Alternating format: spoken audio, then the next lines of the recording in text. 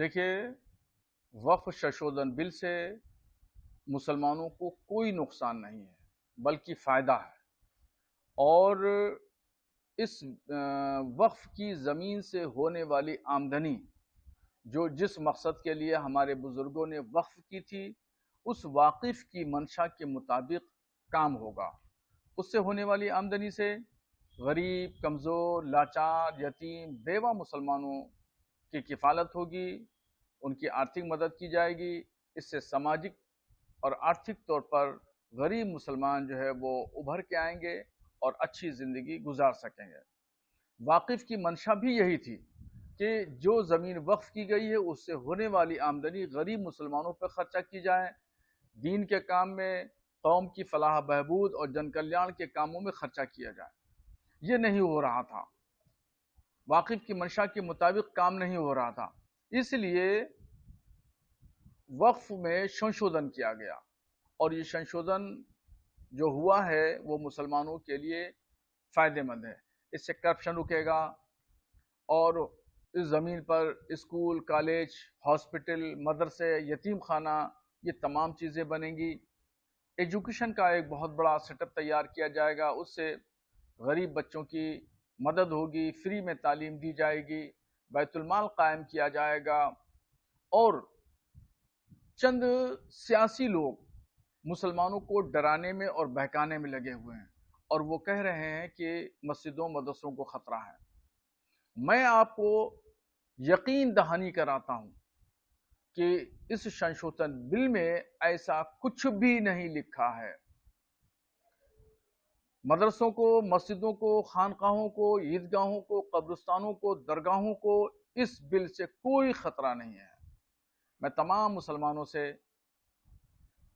ANI के माध्यम से अपील करना चाहता हूं कि इस बिल से बिल्कुल घबराने की जरूरत नहीं है, परेशान होने की जरूरत नहीं है और पॉलिटिकल लोगों के बहकावे में ना आए और कोई भी उग्र प्रदर्शन करने की जरूरत नहीं है, इसलिए कि इसमें तमाम मुसलमानों की, गरीब मुसलमानों की भलाई के लिए काम किया गया है।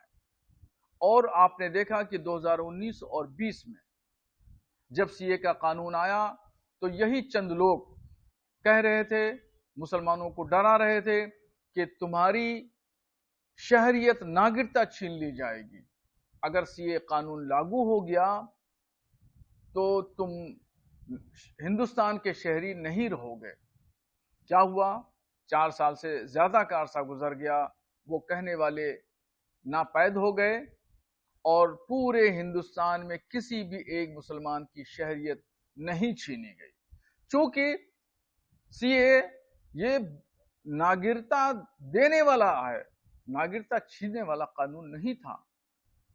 जब बाद में तमाम हकीकतें सामने आ गई, ऐसे ही वही लोग अब फिर उभर के आए हैं और वो मुसलमानों को गुमराह कह रहे हैं, भड़का रहे हैं, उग्र प्रदर्शन पर आमादा कर रहे हैं। तो बराए मेहरबानी किसी भी प्रदर्शन की जरूरत नहीं है। इसलिए कुछ दिनों के बाद जब हकीकत सामने आएगी तो लोग सब समझ जाएंगे कि असल क्या है और नकल क्या है। CA कानून में जो उग्र प्रदर्शन का हाल देखा, पूरे भारत में धरने प्रदर्शन हुए, यहां तक कि शाहीन बाग में कई महीनों तक धरना लगा। मैं उत्तर प्रदेश की बात करूं तो सिर्फ उत्तर प्रदेश में 27 नौजवानों की जानें गई, सैकड़ों लोग जेल की सलाखों में गए, कुछ की जमानतें हो गई हैं, कुछ की जमानतें अभी नहीं है, अभी भी जेल में हैं, उनका कोई पुरसाने हाल नहीं है। इसलिए वक्फ संशोधन बिल के लिए मैं मुसलमानों से गुजारिश करूंगा कि किसी भी प्रदर्शन की जरूरत नहीं है। ये बिल मुसलमानों की फलाह बहबूद, फायदे के लिए, जन कल्याण के लिए है। विपक्ष जो है इसमें लगातार ये कह रहा है कि मुसलमानों के निजी मामलात में भी दखल का इसमें कुछ है, शरीयत के रूप से ये मुसलमानों के हित में नहीं।